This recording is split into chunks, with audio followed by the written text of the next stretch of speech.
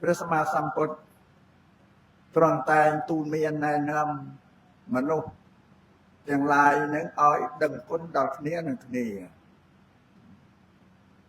ដូចជាមេត្តាបិតាលោកមានឧបការៈគុណមកលើកូនប្រុសកូនស្រីនឹងតក្រៃលែងជាទីបំផុតលោកតស៊ូនៅក្តីទុក្ខលំបាកសពបែបសពយ៉ាងក្នុងការចិញ្ចឹមបីបាច់ថែរក្សាកូនប្រុសកូនស្រីទាំងអស់ការពារមិនឲ្យមានជួបនឹងឧបសគ្គគ្រោះថ្នាក់ណាមួយ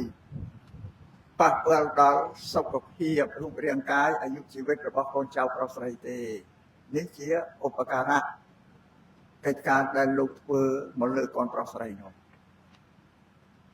ក្នុងកម្មវិធីបុណ្យនេះគឺលោកអ្នកមានគុណឧបាសកឡុងអោអិនដបញ្ញោនេះបានទទួលមរណកាលទៅកាន់លោកខាងមុខ47ឆ្នាំហ្នឹងមិនឆាប់ទេណាយូរណាស់ហើយប៉ុន្តែគុណឧបការៈដែលលោកធ្វើមកលើកូនចៅហ្នឹងមិនរលត់បាត់ទេកូនចៅនៅតែនឹកឃើញជានិច្ចនេះ47ឆ្នាំហ្នឹងគឺដោយសេចក្តីល្អរបស់លោកក្នុងបុណ្យទាំងអស់នេះគឺចែកជាពីរចំណែកមួយជាទក្ខណានុបទានដើម្បីឧទ្ទិសជូនដល់លោកអ្នកដែលលះលោកនេះទៅហើយបុណ្យមួយទៀតគឺជូនដល់អ្នកម្ដាយឧបាសិកាព្រំរីនឹងឯណាឧបាសិកាព្រំរីហ្នឹងអត់នេះហើយបងថាបើអាយុនឹងបាន86ហើយឈានចូល87ពួកក៏បេះគ្នាតាណាអាត្មាហ្នឹង86 87แล้วបេះគ្នាហ្នឹងអាស្រ័យនៅក្នុងធម៌ទេសនាថ្ងៃនេះក៏មិនបានសម្ដែងធ្វើអីដែលមានគម្លាតឃ្លាតឆ្ងាយពីកម្មវិធីបុណ្យទេសូមប្រគេននឹងចម្រើនពរញោមញាតិទាំងអស់ព្រោះចង់លើកនៅវីរភាពរបស់មេត្តាបិតារបស់កូនចៅទាំងអស់គ្នាមកសម្ដែងមកលាតត្រដាងឲ្យឃើញថាមេត្តាបិតានេះលោកធ្វើកិច្ចការងារមកលើកូនចៅនោះដល់ក្រៃលែងជាទីបំផុតញោមញាតិពុទ្ធបរិស័ទគ្រប់រូបទាំងអស់ធ្លាប់មានកូនមានចៅជាបន្តទៅទៀតហើយញោមញាតិស្រឡាញ់កូនប្រុសកូនស្រីញោមញាតិប៉ុណ្ណាខំបីពីមួយថ្ងៃមកទល់20ឆ្នាំនេះគឺយើងត្រូវអាស្រ័យប្រើប្រាស់នៅវត្ថុទាំងឡាយ4យ៉ាងអំពីលោកឪពុកអ្នកម្ដាយទាំងអស់ហើយវត្ថុ4យ៉ាងញោមញាតិមិនយល់ទេបងវត្ថុ4យ៉ាងហ្នឹងគឺបច្ច័យ4ហ្នឹងប៉ុន្តែញោមញាតិឲ្យតែលើពាក្យថាបច្ច័យបដោតទៅលើព្រះសង្ឃព្រាមថាបច្ច័យ4ហ្នឹងត្រូវការតែព្រះសង្ឃទេលោកត្រូវការប្រើប្រាស់បានជាញោមញាតិធ្វើបុណ្យបច្ច័យ4ដើម្បីនឹងជួយផ្គត់ផ្គង់ទំនុកបំរុងដល់ព្រះសង្ឃតែញោមញាតិគិតមិនយល់គិតមិនដល់ឲ្យតែលើថាបច្ច័យ4បដោតទៅលើតែព្រះសង្ឃតែត្រង់ខ្លួនយើងអ្នកដែលបានប្រគេននៅបច្ច័យ4ដល់ព្រះសង្ឃយើងក៏ត្រូវការប្រើប្រាស់ដែរញោមញាតិភាគច្រើនណាឲ្យតែលើបច្ច័យ4បដោតទៅលើតែព្រះសង្ឃតែខ្លួនឯងត្រូវការប្រើប្រាស់ដែរអត់បានគិតទេគិតអត់ឃើញទេបងបច្ច័យ4ហ្នឹងបើយើងពោលឲ្យខ្លីថាវត្ថុ4យ៉ាងទី1ព្រះសង្ឃត្រៃចីវរញោមញាតិសម្ពុតខោអាវបច្ច័យទី2ព្រះសង្ឃអាហារបិណ្ឌបាតញោមញាតិគឺបាយសម្លហ្នឹងឯងបច្ច័យទី3ផ្ទះសម្បែងគេអឋានក្រេកន្ទេលមុងក្នើយអីទាំងអស់ព្រះសង្ឃកត់សាលាវិហារបច្ច័យទី4គឺថ្នាំព្យាបាលរោគញោមញាតិគិតមើលមកអ្នកណាមួយដែលជៀសរួចប៉ុន្តែអាត្មាទេសម្ដែងបីពីបច្ច័យ4ចង់បំភ្លឺញោមញាតិដែលមិនទាន់បានយល់បច្ច័យ4ជីវិតរបស់យើងជាក្រហមក៏ត្រូវការពាក្យប៉ុណ្្នឹងបច្ច័យ4ដែរទោះតែប៉ុណ្្នឹងញោមញាតិថាបច្ច័យ4សម្រាប់ប្រសងអត់បានគិតខ្លួនឯងទេបើអញ្ចឹងទេសនានេះអាត្មាបញ្យល់ញោមញាតិក៏ជិះក៏មិនរួចដែរបច្ច័យ4ហ្នឹងហើយក៏វាមិនមែនសម្រាប់តែយើងជាពុទ្ធសាសនាពុទ្ធបរិស័ទទេ សូមឲ្យញញៀសន្លឹងមើលមនុស្សនៅក្នុងពិភពលោកហ្នឹងជាតិណាក៏ដោយក៏ត្រូវការពាក្យតងនឹងបច្ច័យ4នោះទាំងអស់ខ្ញុំមើលសន្លឹងមើលទៅជនជាតិណាឲ្យតែជាមនុស្សក៏មានសម្ពុតខោអោបិទបាំងរាងកាយដូចតែគ្នាមានម្ហូបអាហារបរិភោគដូចតែគ្នាដើម្បីទ្រទ្រង់ជីវិតឲ្យរស់នៅបើកាលណាម្ហូបនោះវាទៅតាមជាតិនៅអាស៊ីយើងខ្មែរថៃវៀតណាមអីទាំងអស់នោះបរិភោគបាយតែបារាំងបរិភោគនំប៉័ងទៅណាអាហារដូចតែគ្នារស់ទ្រទ្រង់ជីវិតរស់ដូចគ្នានៅបច្ច័យទី3ហ្នឹងគឺផ្ទះសម្បែងយើងនិយាយមើលអ្នកណាក៏ត្រូវការដែរប្រើប្រាស់បច្ច័យ4ហ្នឹងគឺតែពេលឈឺអ្នកណាក៏ទៅពេទ្យដែរអ្នកណាឈឺដេកចាំឲ្យជាអត់ទេព្រោះតែក្តៅខ្លួនឈឺក្បាលតែគឺរត់រត់ថៃលីណុនប៉ារ៉ាណាហ្នឹងហើយណាបានថារបស់4យ៉ាងហ្នឹងសំខាន់ណាស់សម្រាប់ជីវិតរបស់មនុស្សហើយយើងទាំងអស់គ្នាដែលជាកូនរបស់លោកឪពុកអ្នកម្ដាយតាំងពីមួយថ្ងៃយើងកើតទៅដល់អាយុជាង20ឆ្នាំគឺយើងត្រូវការប្រើប្រាស់គ្រឿងបច្ច័យ4ដែលហៅថាវត្ថុ4យ៉ាងជាទីពឹងរបស់មនុស្សនឹងគឺយើងប្រើប្រាស់របស់លោកឪពុកអ្នកម្ដាយទាំងអស់យើងអត់ទាន់រកឲ្យបានទេព្រោះត្រង់ហ្នឹងឯងដែលថាលោកតស៊ូចិញ្ចឹមបាច់ថែរក្សាយើងតាំងពីគ្រឿងឧបភោគបរិភោគសពបែបសពយ៉ាងហ្នឹងអញ្ចឹងបើលោកពុកអ្នកម្ដាយខ្លះមានកូនដល់តែមកកំប5 6 7ហ្នឹងខ្ញុំនិយាយគិតមើលមកបាយមួយឆ្នាំប៉ុណ្ណាទៅបរិភោគមកពេលហ្នឹងលោកតស៊ូព្យាយាមមិនដែលចេះថ្មោស្រែកថ្មោទេមិនដែលឮម៉ែណាឪណាថ្មោទៅអើយទៅស៊ីបាយឯងអស់ឃើញទេបាក់រោមមកវាមិនសល់អស់ក្នុងកូនស៊ីក៏មិនដែលពោលទេដោយការស្ងៀមស្ងាត់ដោយតណ្ហាភាពគ្រឿងប្រើប្រាស់យើងប្រើប្រាស់គ្រឿងរបស់គាត់ក្នុងម្នាក់បើគិតទៅនឹកអស់ប្រមាណទេណាច្រើនណាស់ពីកើតមកទទួល20ឆ្នាំតម្រឹមមានគូសកលណាអានេះផ្នែកសម្ភារៈចុះផ្នែកខាងផ្លូវចិត្តដែលគាត់ស្រឡាញ់គាត់ទំនុកបំរុងទូលមានព្រានប្រដៅដល់យើងកូនប្រុសស្រីទាំងអស់នេះវាបូកផ្សំទាំងគ្រឿងសម្ភារៈគ្រឿងបរិភោគហើយនឹងផ្លូវចិត្តដែលគាត់ស្រឡាញ់ហើយខំទូលមានអប់រំកូននោះតម្រឹមដល់យើងធំដល់អាយុ20ឆ្នាំដល់មានគូមានសកលហើយក៏រៀបចំមានគូសកលហើយក៏គាត់មានចិត្តស្រាក់ស្រានពេលដែលយើងមានគូសកលយើងរករបស់4យ៉ាងប្រើប្រាស់បានដោយកម្លាំងរបស់យើងទាំងអស់ក៏នេះឈប់ពឹងពាក្យរបស់គាត់ហើយខ្ញុំមានអង្គុយគិតមើលទាំងអស់គ្នាទៅតើលោកពុកអ្នកម្ដាយគាត់លំបាកយ៉ាងណាឬឪពុកម្ដាយពីសម័យមុនមកមិនសូវមានចំណេះចេះដឹងអីទេលបរទៅទទួលទានប្រើតែកម្លាំងកាយធ្វើស្រែធ្វើចំការអីឌីសែនសពតែយ៉ាងទាំងអស់នឿយហត់លំបាកយ៉ាងក្រៃលែងនឹងការចិញ្ចឹមកូនប្រុសស្រីហើយសម្រាប់បើកូនជាសប្បុរសគេក៏លេខមើលទៅឃើញការងារដ៏ល្អរបស់លោកពុកអ្នកម្ដាយដែលធ្វើឲ្យមកលើខ្លួនតែបើកូនជាអសប្បុរសមើលអត់ឃើញទេមើលមិនឃើញទេបានជាកូនខ្លះក៏មិនបានយកចិត្តទុកដាក់នឹងការតបស្នងសងគុណដល់លោកឪពុកអ្នកម្ដាយទេព្រោះខ្លួនជាអសប្បុរសវាថាជាមនុស្សពីរយ៉ាងណាអត់មើលឃើញគុណទេឡើយអត់បានធ្វើកិច្ចការតបស្នងសងគុណដល់លោកឪពុកអ្នកម្ដាយតែសម្រាប់ពួកសប្បុរសគឺលោកមើលឃើញថាគុណឧបការៈដល់ក្រៃលែងនឹងបានអាត្មាសម្ដែងមិញថាបុណ្យនេះជាបុណ្យកតញ្ញូរបស់កូនប្រុសកូនស្រីគេនឹករលឹកឃើញចឹង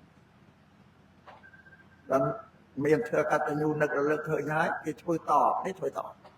គឺកតវេទីតាធัวសម្រាប់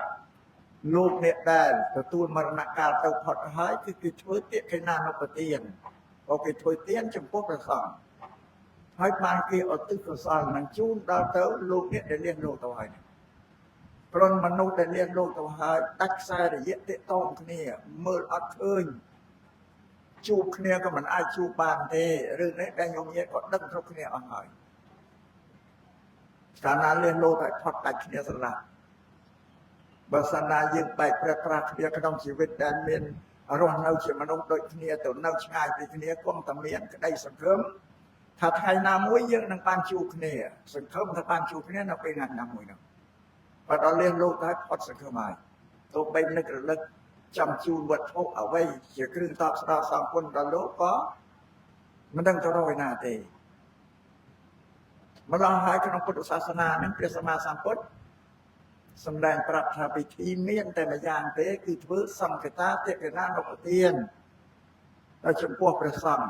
ហើយយើងឧទ្ទិសកុសលផលបុណ្យដែលធ្វើនឹងជូនដល់ទៅឧបការីជនរបស់ព្រះយើងមានលោកឪពុកអ្នកម្ដាយរបស់យើងដែលលោករៀនលោកទៅហើយប៉ុន្តែអាត្មាសូមរំលឹករឿង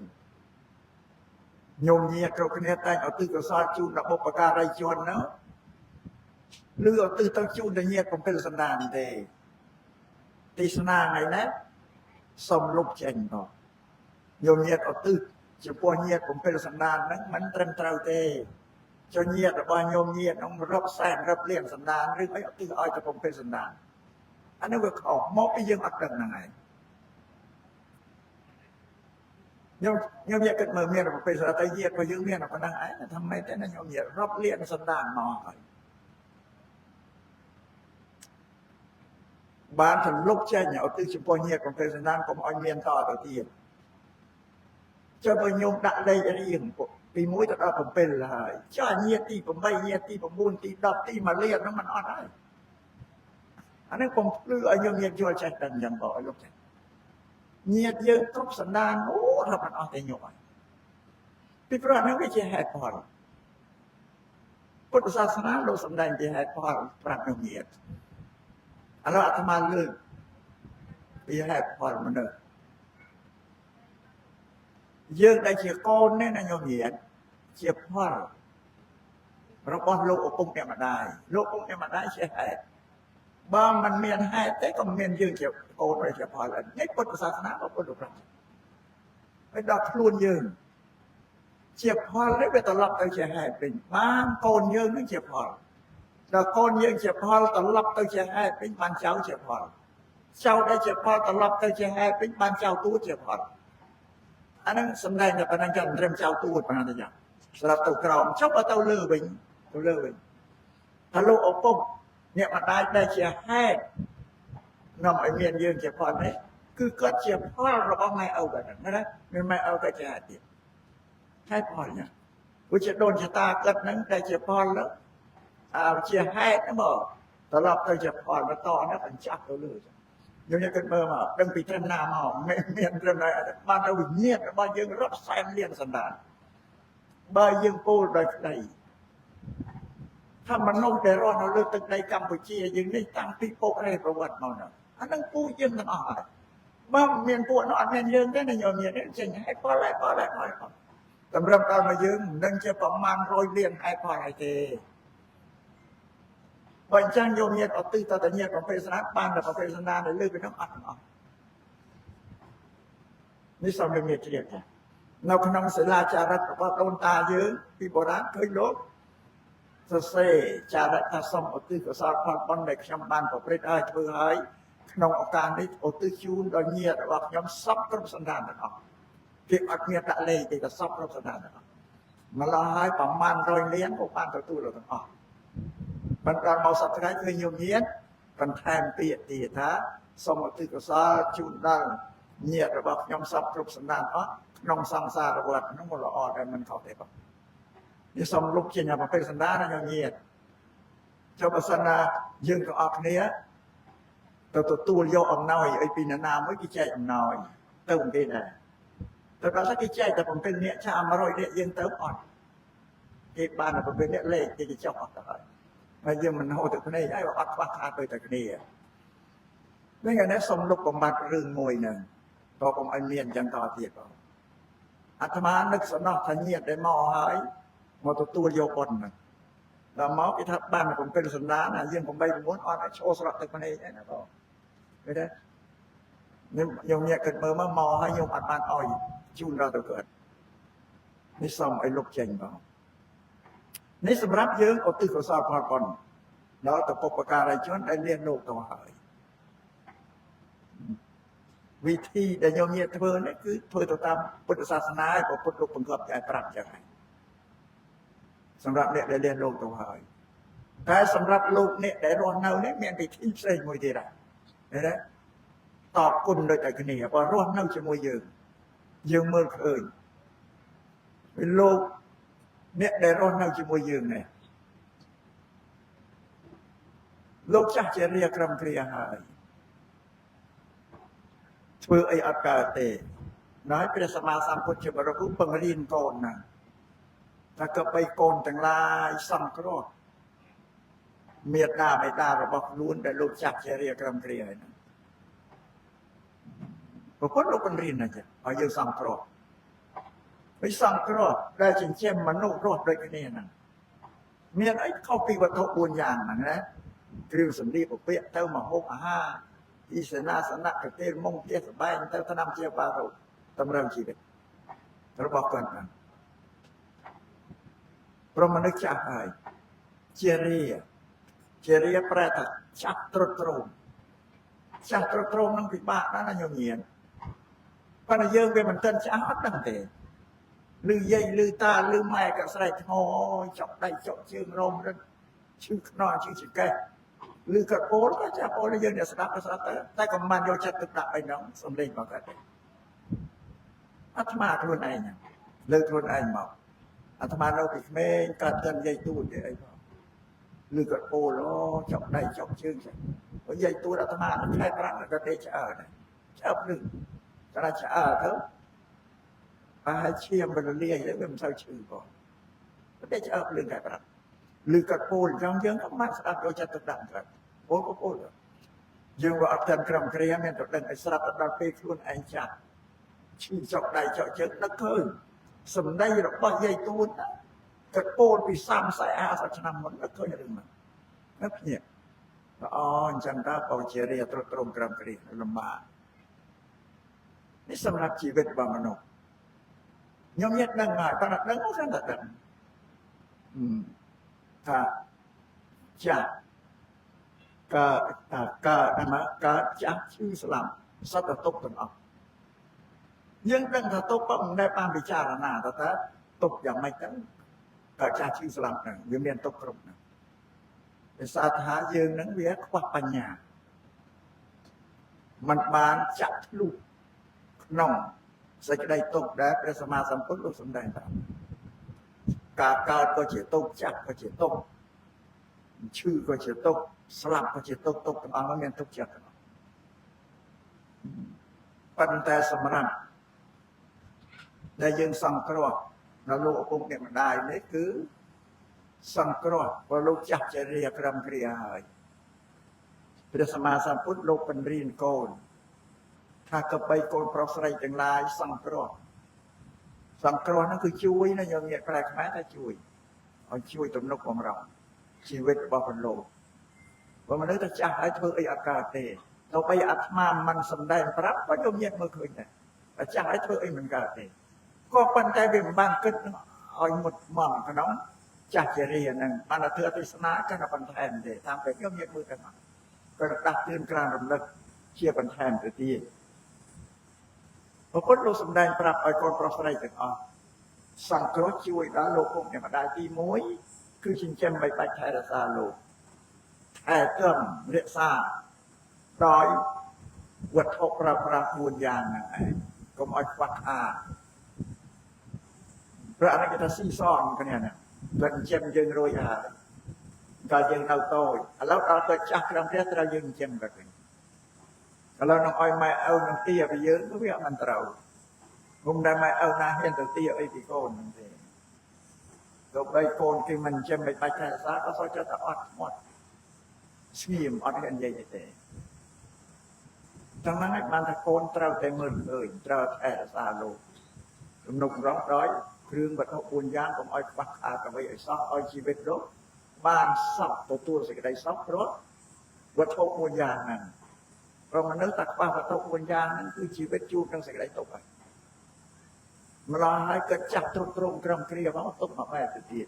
ទុកក្នុងខ្វះមកហូបអាហារគ្រឿងបរិភោគបែបនេះវាឡើងពីសម្បត្តិនេះម្ល៉េះហើយថាជារាក្រំគ្រាយើងជួយគាត់មិនបានតែចុះក៏ត្រូវជួយទំនុកបំរុងនៅវត្ថុ4យ៉ាងដែលគ្រឿងទីពឹងរបស់មនុស្សឲ្យគ្រប់គ្រាន់ដល់លោកជាកិច្ចតបស្នងសងគុណដល់លោកហ្នឹងនេះទី1ហើយប្រពន្ធលោកបញ្រៀនមិនធ្វើអាត្មាយកមកសម្ដែងទេអ្នកអាត្មាយកមេរៀនរបស់ពុទ្ធទេមកសម្ដែងប្រាប់នេះទី2បើលោកពុកអ្នកម្ដាយនេះគិតមានបំណងចង់បានអីយើងដឹងថាគិតចង់បានអីចង់ធ្វើអីដឹងហើយมันគួរក៏បីនៅស្ងៀមឬធ្វើជាមិនឮធ្វើជាមិនដឹងទេក្នុងនាមជាកូនត្រូវប្រាប់បងប្អូនយើងថាលោកពុកអ្នកម្ដាយគិតមានបំណងចង់ធ្វើកិច្ចការនេះនោះអីរួចទៅហើយទៅកាន់កិច្ចការតូចស្រាថាថ្ងៃសិលក៏ចង់ទៅវត្ត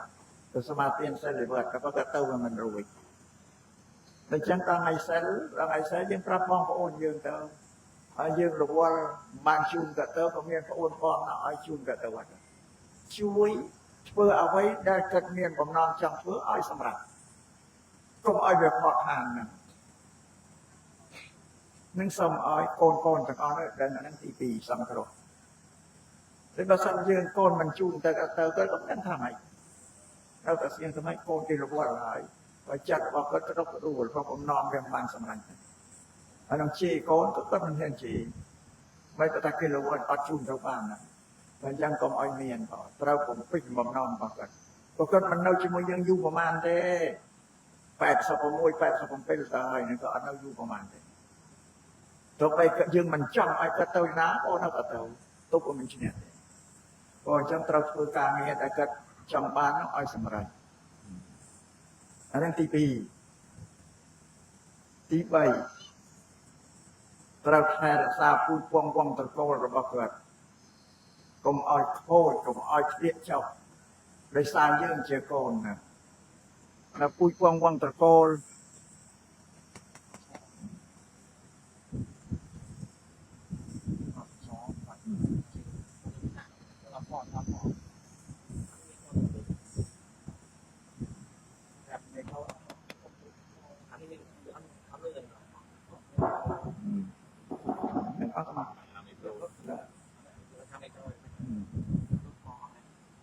ពូជពងអត់ទេ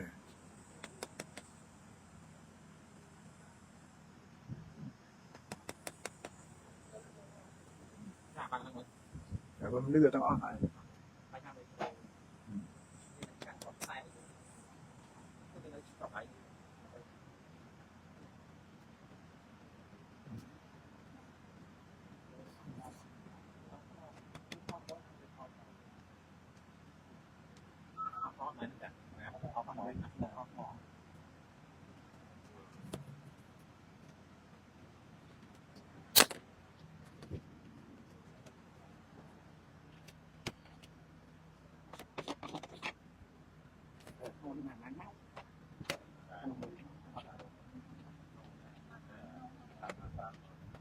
มันเอามันเอามัน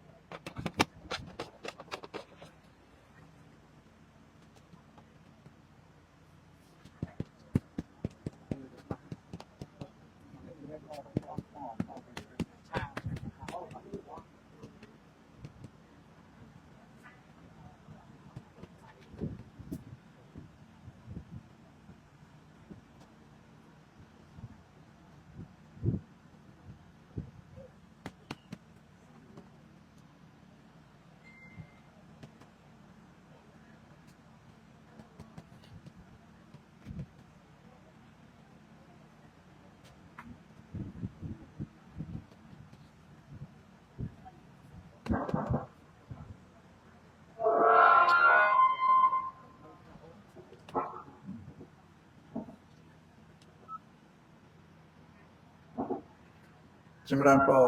ធ្វើសង្គ្រោះទី3ឲ្យយើងកូនចៅនឹងថែរក្សាលំអានពូជពងវងត្រកូលរបស់លោកឪពុកអ្នកម្ដាយថែរក្សាយ៉ាងម៉េចថាត្រកូលរបស់ព្រះលោកជាត្រកូលសមាធិត្រកូលសប្បុរសអ្នកយល់ត្រូវមិនយល់ខុសเอาសមាធិត្រកូលរបស់លោកមានសាសនាជឿបុណ្យជឿបាបមានមេត្តាករុណាធម៌ចំពោះមនុស្សសត្វនៅក្នុងភូមិផងរបងជាមួយឬបរិស័ទមានការទុកទោសជួបប្រសពនឹងទុកទោសអីគិតនៅមិនស្ងៀមទេតែទៅចូលរួមរំលែកទុកសម្រាប់ត្រកូលនៅក្នុងភូមិហ្នឹងគិតជឿបុណ្យជឿបាបជឿគុណជឿទោនេះហៅត្រកូលសប្បុរសប្រកបដោយសមាធិគឺយល់ត្រូវហើយយើងជាកូនចៅទាំងអស់ត្រូវថែរក្សាលំអានពូជពងវងត្រកូលរបស់លោកកុំឲ្យធ្លាក់ចោលកុំឲ្យលោកពុកអ្នកម្ដាយជាមនុស្សសប្បុរសដល់យើងទៅជាអសប្បុរសមិនជឿបុណ្យជឿបាបជឿគុណជឿទោសអីសពបែបសច្ចាប្រព្រឹត្តតែអំពើពាលាវាផ្ទុយនឹងលំអានត្រកូលរបស់ព្រះគាត់អានេះគេថាឈ្មោះថាយើងធ្វើត្រកូលរបស់គាត់ឲ្យធ្លាក់ចោលព្រោះខ្លួនយើងជាកូននឹងឯងគាត់ហ្នឹងទី3សំខាន់បើសិនណាយើងបានថែរក្សាប្រពៃណីត្រកូលរបស់គាត់ដែលល្អនៅឲ្យគង់វង្សដូចជាយើងបង្ហាញផ្លូវដល់កូនរបស់ខ្លួនយើងហ្នឹងកូនរបស់យើងក៏ឃើញយើងដែលជាពុកម្ដាយនឹងធ្វើសេចក្តីល្អថែរក្សាត្រកូលហ្នឹងគឺទៅតគ្នាចឹងបើត្រកូលមេដាបិតាជាសប្បុរសដល់យើងកូនជាអសប្បុរសប្រព្រឹត្តចឹងមិនធ្វើសេចក្តីល្អកូនយើងក៏ឃើញយើងទៅធ្វើអញ្ចឹងក៏ទៅតាមជាអ្នកបំផ្លាញដែរបើសិនយើងធ្វើឲ្យតែល្អទៅកូនរបស់យើងវាឃើញធ្វើតាមរក្សាទាំងអស់គ្នាតែបើយើងអ្នកបំផ្លាញហើយកូនយើងអត់មើលឃើញសេចក្តីល្អរបស់យើងទេហើយធ្វើតាមតគ្នាហ្នឹងទៅជាអ្នកធ្វើត្រកូលឲ្យធ្លាក់ចុះតាមពុទ្ធសាសនាថាបាបទៀតមិនមានទោសទៀតបើយើងបំផ្លាញត្រកូលដែលល្អឲ្យខូចដោយសារយើងក៏យ៉ាងណាក៏បីយើងជាកូនចៅទាំងអស់ថែរក្សាលំអានពូជពងវងត្រកូលរបស់គាត់នឹងកុំឲ្យខូចដោយសារយើងនេះអ្នកថែរក្សាតែពុទ្ធសាសនាក៏ដូចតែគ្នាពុទ្ធសាសនាដែលគង់វង្សនៅដោយសារបរិស័ទទាំង4នៅគោរពព្រះធម៌ព្រះវិន័យដែលព្រះសម្មាសម្ពុទ្ធលោកសម្ដែងហើយណាបើបរិស័ទទាំង4នឹងមិនគោរពបដិបត្តិធ្វើវិន័យទេឈ្មោះថាអ្នកបំផ្លាញពុទ្ធសាសនាតែម្ដងនេះដូចគ្នាចឹងឯងបងធ្វើពុទ្ធសាសនាអន្តរធានអន្តរាយពីស្ដេចយើងជាកូនតែកាលណាមិនថែរក្សាលំអានប្រវេណីរបស់មេដាបិតាជាអ្នកបំផ្លាញត្រកូលអស់វិនាសវាមានផលវិបាកវាតគ្នាទៅទីនេះជាប្រភេទដល់កូនចៅយើងនេះក៏អត់ឃើញយើងឲ្យធ្វើល្អតែអាក្រក់តាមទៅខូចហើយទៅជាត្រកូលពីនេះអាវាសែប្រព្រឹត្តខុសចាក់កន្លងទៅនេះទី3យ៉ាងណាក៏សូមឲ្យកូនចៅអត់ថែរក្សាឲ្យបាននៅពូជពងវងត្រកូលហ្នឹងវាជាប់ទាក់ទងដល់សង្គមទៀតតែកាលណាយើងប្រព្រឹត្តធ្វើឲ្យត្រកូលរបស់យើងខូចខាតឲ្យប្រោះហើយវាចេះតែផ្សាយសេចក្តីអាក្រក់ហ្នឹងឲ្យមនុស្សនឹងឃើញទាំងអស់តែគ្នាក៏កាន់តាមដូចតែគ្នាទៅចឹងព្រោះអំពើរបស់ពួកអសប្បុរសនេះគឺពួកអសប្បុរសគឺងាយព្រោះឲ្យតែឃើញគឺពេញចិត្តចូលចិត្តធ្វើតាមព្រាមវាមានហេតុផលទាក់ទងដល់សង្គមវែងឆ្ងាយណាស់ណាញោមញាតិអាស្រ័យនេះក៏បីយើងជាកូនទាំងអស់ថែរក្សាពូជពងវងត្រកូលជាសញ្ញាដែលបង្ហាញប្រាប់ដល់កូនចៅរបស់យើងទាំងអស់ហ្នឹងឲ្យធ្វើល្អតាមហើយវាចេះតែល្អគ្រប់តែគ្នានៅអត់ធ្លាក់ចោលទេនេះសម្រាប់សង្គ្រោះទី3សង្គ្រោះទី4ក៏បីយើងថែរក្សានៅពីអវាទទូនមានដែលមេដាបិតាតែងតែទូនមានប្រដៅយើងតាំងពីនៅតូចមកហ្នឹងគាត់ឃើញយើងធ្វើអ្វីដែលមិនសមរម្យគាត់ហាម5មិនឲ្យយើងធ្វើទេតែហាមហើយគឺអំពើអត់ល្អទេក៏បីយើងចង់ចាំទុកក្នុងមួយជីវិតណាវាកាលណាអំពើល្អពាក្យទូនមានព្រានប្រដៅរបស់ព្រះលោកណែនាំឲ្យល្អក៏ត្រូវចាំ ទាំងពីរនឹងឯងយកមកអនុវត្តប្រចាំជីវិតរបស់ព្រះយើងរហូតដល់ទៅថ្ងៃយើងស្លាប់ទៅហ្នឹងហើយយើងយកពាក្យទូលមានដ៏ល្អរបស់គាត់ហ្នឹងទូលមានកូនចៅយើងបន្តទៅទៀតពាក្យទូលមានព្រានប្រដៅរបស់ម៉ែឪលោកឪពុកអ្នកម្ដាយនេះញោមញាតអានេះយើងនិយាយជាភាសាខ្មែរថាអវាទទូលមានព្រានប្រដៅរបស់ឪពុកម្ដាយអញ្ចឹងបើយើងនិយាយភាសាបាលីថាមេត្តាបេតុសាសនាញោមមើលពាក្យសាសនាដែរពាក្យទូលមានព្រានប្រដៅដែរដូចជាពាក្យដែលញោមញាតថាពុទ្ធសាសនាអញ្ចឹងដូចគ្នាបងពុទ្ធសាសនាប្រែមកជាខ្មែរថាពាក្យទូលមានព្រានប្រដៅរបស់លោកអ្នកត្រាស់ដឹងគឺពុទ្ធហ្នឹងអានេះនិយាយជាខ្មែរពាក្យទូលមានព្រានប្រដៅរបស់លោកឪពុកអ្នកម្ដាយក៏ជាសាសនាមួយដែរដែលលោកទូលមានណាក៏ไปយើងចង់ចាំយកមកបដិបត្តិអនុវត្តប្រចាំជីវិតយើងហើយទូលមានកូនចៅយើងតទៅទៀតអានឹងទី4ហើយ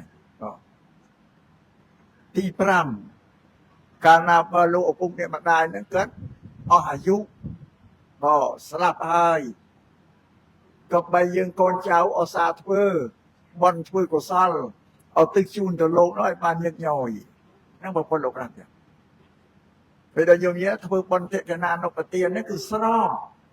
ទៅតាមមេគាដែលប្រពន្ធលោកទូលមានហើយទី5ហ្នឹងឲ្យធ្វើបន់ធ្វើកុសលទៅទឹកជូនទៅលោកឪពុកអ្នកម្ដាយដែលលះលោកទៅឲ្យបានញឹកញយតែសម្រាប់ញោមញាតខ្លះក៏នៅតែឆ្ងល់តែចេះធ្វើបន់មិនបានញឹកញយធ្វើបន់ម្ដងនិមន្តព្រះសង្ឃ4-10អង្គ4-5អង្គអញ្ជើញភ្ញៀវមកនឹងរាប់រយវាត្រូវចំណាយត្រូវធន់អស់ច្រើនទៅរកប្រាក់ឯណាមកធ្វើបន់ឲ្យបានញយតែហ្នឹងក៏អាត្មាពំភ្លឺដែរថាយកវាខ្លះមិនយល់ថាបន់ទៅធ្វើធំយ៉ាងហ្នឹងបានថាបន់មិនទេញោមញាតសំបីតែរៀងរាល់ព្រឹកមានប្រសង់លោកដើរបិណ្ឌបាតកាត់មុខផ្ទះហ្នឹងញោមញាតមានសទ្ធាចេតនាដាក់បាយទៅគេលោកក្នុងបាតមកវិញពីរវិញទៅបើញោមអាចប្រព្រឹត្តបានគឺព្យាយាមជាប្រកដីទៅបងព្រឹកឡើងនៅប្រសង់បនកាត់មុខផ្ទះអានេះជាបនហើយបងវិញយើងចែករំលែកទៅទ្រព្យសម្បត្តិអីទៅឧបាសកបាសិកាដែលគាត់ជាអ្នករក្សាសិលចាស់ហើយយើងជ្រះថ្លាជួយគាត់ណាឬក៏ជួយសង្គ្រោះ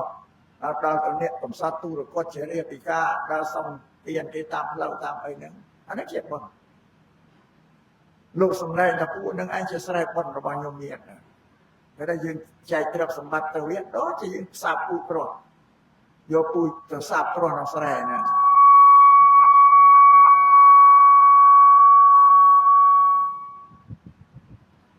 ហើយដល់ទីទៅទៀតមានគិរីគេផ្ទះផ្សព្វផ្សាយការកសាងវត្តអារាមកសាងផ្លូវថ្នល់ស្ពានអីមន្ទីរពេទ្យសាលារៀនជាដើមក៏សត្វតែជាបុណ្យហើយយើងមានលឺហើយក៏បីលះបង់ទ្រព្យធនទៅតាមតិចតាមច្រើនដែលយើងមានចូលរួមនឹងគេអានេះគេហៅបុណ្យហើយកាលណាបើយើងធ្វើរួចហើយត្រូវឧទ្ទិសបុណ្យដែលយើងធ្វើនឹងជូនដល់ទៅលោកណា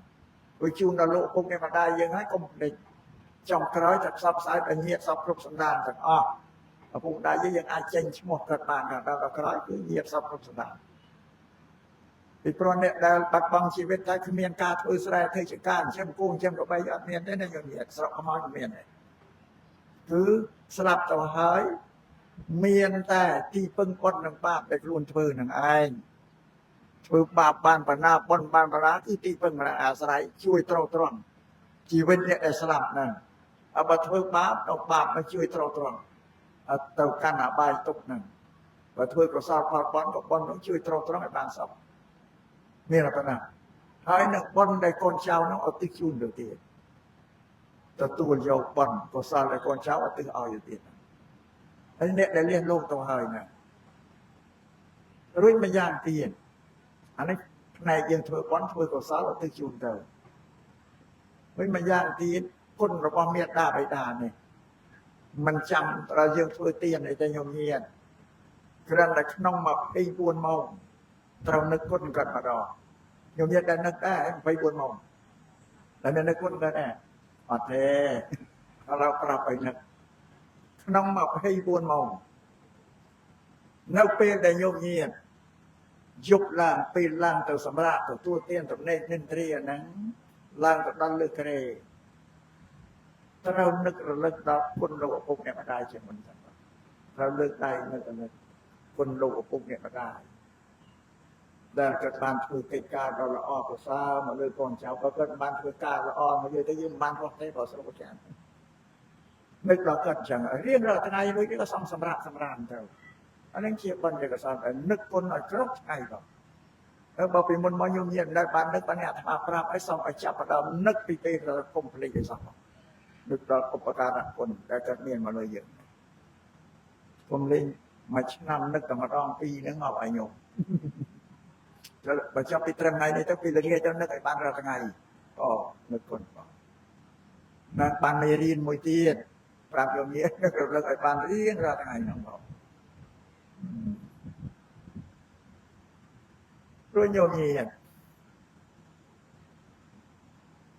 มโนเราเลิกแผ่นได้เนี่ยเมียเนี่ยน่าสลันยืนเชียงโลกปุ๊บแกมาได้ยังเต้เนี่ยธรรมาซองสำแดงอัมพิกาสลันเมนสลันจะโกนได้ประกอบโดยเธอเต้ตัวไปโกนนึกสเตียวตุ่มนึกก็เน่าแต่จัดสลันแต่ก็มันอาจเรียกบางบางเต้จัดระเบิดเกินเนาะเกินเชือกชิมเปียนาโกนสเตียวโกนตุ่มนึกนะคลายอดปีเกิดเตเวียเดือดเพื่อไอ้ประเดี๋ยวดังเตอข้อหนึ่งฉบับปฏิเชียร์จับในตัวดักปุ๊บตัวสบายจังจัดกันจังได้เกิดอย่างน้องพวกก็สลันยังไงbahkan ban selang kat ban kete men selang ta kon dah la te na yo mien ta nak kon ta tong pi la re akrab dai ka selangก็เช่นนั้นไอ้ขมิ้นนะสลังយើងស្មើនឹងលោកឪពុកម្ដាយគឺមិនមានទេเราលើកផែនតែនេះនេះនិយាយពីទឹកចិត្តទឹកខ្លាំងញោមមានតែបាននឹកថាលោកឪពុកម្ដាយស្រឡាញ់យើងនឹងរត់ទីបំផុតมันមានទេហ៎ถ้าไปจิ้มได้បាននឹកទេបើតើនឹកមិនដល់ជិះយកមានកូនខ្លួនឯងស្រាប់តែស្រឡាញ់កូនយើងហ្មងអត់ដែលបាននឹកធៀបថាអញស្រឡាញ់កូនអញចឹងឪពុកម្ដាយស្រឡាញ់អញដូចគ្នាយ៉ាងដែរក៏អត់បានធៀបប្រៀបទេបានធៀបប្រៀបនៅកលឹកឃើញនិយាយពីអ្នកដែលមិនដឹងថាម៉ែឪស្រឡាញ់ហ្នឹងអាត្មាលើករឿងមួយក៏យកមកសម្ដែងឲ្យយើងស្ដាប់ក៏បានអាជាសត្រូវអាជាសតោកវេទីឲ្យគាត់ហ្នឹងទៅខ្សែគប់នឹងភិក្ខុទេវទត្តដែលជាមនុស្សបាបហ្នឹងទៅខ្សែគប់ទេវទត្តលោកទៅខ្សែគប់នឹងអាជាសត្រូវដោយចង់បានកម្លាំងអាជាសត្រូវហ្នឹងឲ្យជួយលោកក៏ទេវទត្តគិតអាលោកមានបំណងខាងហ្នឹងបៀតបៀនប្រពន្ធដើម្បីឲ្យខ្លួនក៏ទៅជាប្រពន្ធណាហើយគេក៏រំចាំនៅហើយទៅឲ្យទៅបញ្យល់អាជាសត្រូវដែលនៅក្មេងហ្នឹងឲ្យដោយរួយតាមហើយបញ្យល់អាជាសត្រូវទាំងព្រះរាជកុមារជាមកុដរាជកុមារបំរុងនឹងស្នងរាជទទួលរាជពីប្របីតាបាត់ពេញពិសាថាបើសិនជាព្រះរាជកុមារដេកចាំទន្ទឹងថាតម្រឹមណាប្រពោបីតាលោកឲ្យរាជសម្បត្តិមកឬលោកទីបង្គាត់ទៅទទួលរាជសម្បត្តិបានជាធំក្នុងរដ្ឋមគ្គតិនេះយូរណាមិនងាយបានទេតែបញ្ចុះបញ្ចូលចឹងបើអញ្ចឹងមានព្រះរាជកុមារហ្នឹងសម្លាប់បីតាហ្នឹងក៏បានថាឪពុកហ្នឹងដើម្បីតែយករាជហ្នឹងមកគ្រប់គ្រងទៅបញ្យល់ចឹងអញ្ចឹងប្របាទអាចារ្យត្រូវលោកនៅក្មេងផងមកកំពុងពេញស្ទាវផងដល់បញ្យល់អញ្ចឹងទៅស្រឡាញ់អំណាចចង់បានអំណាចទៅចាប់ប្រមូលបៃតាហ្នឹងយកទៅដាក់ត្រង់ដែរក៏យកទៅដាក់ត្រង់វាហាមអត់ឲ្យណាទៅចូលចិត្តទេអនុញ្ញាតឲ្យបានតានាងវេទីហីជាអកមហេសីមួយទេចូលទៅជួបបានអ្នកដតីញាតិវងពងសាអាប់អត់ឲ្យទៅតែអញ្ចឹងព្រះនាងវេទីហើយនេះជាអកមេសីចូលទៅគល់ដល់ទៅយកមកហូបយកទៅថ្វាយអត់អញ្ចឹងទៅអាចារ្យត្រូវសួរអាមាត្យដែលយាមត្រង់យាមថែរក្សាសួរថាអាមាត្យពពុះបីតាអញសុគតហើយនៅ អាមាតទេនៅទេស្មិនបានជានៅយូរម្ល៉េះអាប្រពវមេដាលោកចូលទៅគាត់យកមកហូបទៅថ្វាយឲ្យសោយដល់ពេលបានតែប៉ុណ្្នឹងចឹងបើអញ្ចឹងហាមថាបើអញ្ចឹងហាមប្រពវមេដាចូលទៅបើយកមកហូបទៅសុំឲ្យដកយកមកហូបចេញឲ្យចូលទៅតែខ្លួនហើយកុំឲ្យយកទៅ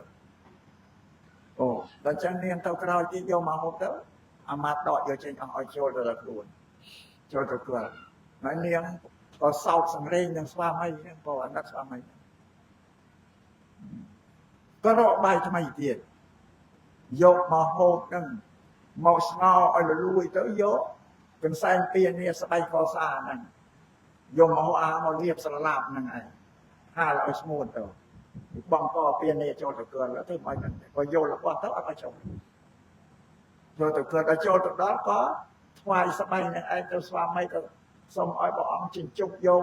ជាតិអាហារដែលបានរៀបស្រឡាប់ហ្នឹងទៅថ្វាយទៅក៏ប្របាទពិសាហ្នឹងលោកក៏ជញ្ជប់យកជាតិអាហារទៅរកបាន7ថ្ងៃដល់ទៀត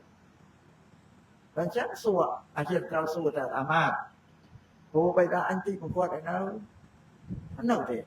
តែមិនបានជានៅយូរដែរទាំងពពមេតាលោកយកមកហូបអាហារដាក់លាបក្នុងស្បៃសម្ពុតបងកទៅហាលឲ្យស្ងួតទៅដល់ថ្វាយឲ្យលោកជញ្ជប់យកជាតិអាហាររកបានទៀតអាមាត្យប្រាប់ចឹងថាឈប់ឲ្យពពមេតាស្ពាននេះកន្សែងនឹងចូលទៅឃើញស្ពាននេះថាដកយកចេញនាងរកបាយទៀតហើយដល់វាអត់វិធីទៅក្រោយក៏តាមធ្វើគាត់យកមកលាបក្នុងខ្លួនសាឡាមក្នុងខ្លួននេះអង្គុយឲ្យស្ងួតទៅចូលទៅគឺទូលស្វាមីឲ្យជញ្ជប់យកជាតិអាហារដែលលាបក្នុងខ្លួនហ្នឹងរស់បាន7ថ្ងៃទៀតសួរថាអាមាព្រោះបេតាទីបង្គាប់ឯងថានៅទេតែរឿងអីបាននៅយូរម៉េចព្រោះបេតាយកពូជជាតិអាហារមកលាបក្នុងខ្លួនលោកចូលទៅក៏ឲ្យបេតាជញ្ជប់យកជាតិអាហារហ្នឹងដឹងទេបងបើអញ្ចឹងហាមឈប់ឲ្យពវមេតាចូលទៅគឺផ្ដាច់លេងឲ្យទេតងនេះទៀតធ្វើទរណកម្មហ្នឹងអត់អញ្ចឹងប្របាទពិសាលោកលែងមានអ្នកណាទៅចិត្តលោកបានហើយអស់ក៏ទេផ្ដាច់អស់អត់មានទេតងទៀតក៏លោកដើរចង្ក្រមចម្រើនធ្វើក្នុងទ្រុងដែកហ្នឹងឯង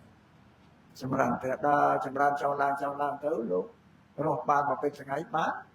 អាជាត្រូវសួរអាមាត្យប្រពបៃតាអញទីបង្គាប់ឲ្យនៅថានៅទេថាមិនបានលោករស់ទៀតតាំងឃើញលោកដើរចង្ក្រមទៅមកចង្ក្រមទៅអត់ទេចឹងហាមឲ្យអាមាត្យយកកំបិតទៅពុះបាតជើងទៅឈោតវាបាតជើងទៅតាំងពីរួចឲ្យយកអំបិលយកម្រេចប្រទេសអីទៅដាក់លាបបញ្ចូលក្នុងស្នាមកំបិតក៏ផ្សាញើទៅត្រឹមចឹងធ្វើទរណកម្មឲ្យឯងនេះទៅដល់សេចក្តីទុក្ខវេទនាខ្លាំងលោកដើរក៏លែងរួចទៅក៏បាត់បង់អាយុជីវិតទៅក៏ទីវាំងគាត់ទៅដល់ពេលថ្ងៃមួយហ្នឹងអាជាសត្រូវនោះមានកូនមួយបាទដល់ពេលថ្ងៃនោះកូននោះគ្រុនក្តៅគ្រុនចង់សន្ធោសចឹងអីស្វាន់ស្លោហៅពេទ្យនោះឲ្យមកជាបាលពេទ្យលោកជាបាលកូនដែលមានគ្រុនក្តៅខ្លាំងក្នុងពេលហ្នឹងអាជាសត្រូវនឹកឃើញថាយីអាម៉ាពពបៃតារបស់អញស្រឡាញ់អញតែអញស្រឡាញ់កូនចឹងដែរនឹកឃើញសួរក៏ខ្លួនកូនឈឺទៅអីស្វាន់ស្លោតែកូននោះបាត់បង់ជីវិតនឹកឃើញថាអាម៉ាពពបៃតាស្រឡាញ់អញដូចអញស្រឡាញ់ពុតអញចឹងដែរអាម៉ាតែធ្លាប់ថែរក្សាអង្កលឲ្យលោកនៅពីក្មេងបានអាម៉ាអញឆ្លើយថាមកពីមហារាជតាមដែលខ្ញុំព្រះអង្គមើលឃើញទៅថាព្រះបិតាស្រឡាញ់ព្រះអង្គលើកព្រះអង្គស្រឡាញ់ព្រះរាជបុត្រអង្គទៀតតែប្រាប់អញ្ចឹងហើយមិនបានជាទូលព្រះបង្គំថាយ៉ាងហ្នឹងថាពីព្រមកើតព្រះអង្គនៅពីក្មេងកុមារតូចព្រះអង្គកើតជាមួយពឺចំរៀមដៃនេះឈឺណាស់ណាញោមហើយយើងត្រូវកើតដែរឈឺដល់ឈឺអាហ្នឹងខ្លាំងទៅក៏ស្រែកយំថាព្រះបិតាយកបរិទ្ធកមាយកមកចាំមកដាក់បញ្ជីលើកនេះយំស្រែកយកដៃដែលកើតទៅមកប៊ីមក្នុងប្រអស់រត់បញ្ឆោតកូនអត់ស្មានឲ្យជីគាត់ដល់ពេញដល់ប្រសាឲ្យកូននោះបាត់យប់ថាទូព្រះបង្គំធៀបថាព្រះបិតាស្រឡាញ់ព្រះអង្គជាងព្រះអង្គស្រឡាញ់ព្រះរាជបុត្រភៀកខ្លួនប្រើតែយីអាម៉ាបើចោតចូលឲ្យទៅដោះព្រះបិតាលេងទៅក៏អាម៉ាទៅមែនណានៅសកលផុតមិនបាត់អាម៉ាមកក្រាបទូលវិញថាព្រះបិតាទីបានគាត់ផុតហើយក្នុងពេលនោះអាជាទៅយំទៅដល់សម្លប់ព អូតតែពេកយកទៅត្រាំឆ្នាំតែឆ្នាំទៅត្រាំបានដឹងខ្លួននេះមិនដឹងថាមិនដឹងថាឲ្យស្រឡាញ់ឯងសម្រាប់ឲ្យយករាជសម្បត្តិដោយសារខ្សែភពនឹងពីលគឺទេវទត្តឬញុំញន់បងឲ្យសម្រាប់បានយំតែសម្រាប់បាត់ស្មារតីទៅពេលគេមានឆ្នាំគេលើកត្រាំទៅដឹងខ្លួននឹងវិញបងក្នុងពេលនោះអាជាសត្រូវដឹងកំហុសរបស់ខ្លួនបងតើទុកដុកគូលគឺថាมันស្ងប់សោះនឹងការសម្រាប់អូបេដានឹងរឿងកូនមិនដឹងថាម៉ែឲ្យស្រឡាញ់អានឹងយើងក៏ដូចគ្នាអញ្ចឹងដែរបងសូមឲ្យយើងទាំងអស់គ្នានឹករលឹកគុណឧបការៈរបស់លោកពុកអ្នកម្ដាយឬក៏ម៉ែឪម៉ែនឹងធ្លាប់វាយកូនឲ្យខ្លះញោមដែរវាយកូនដែរអ្នកដែរវាយកូនណា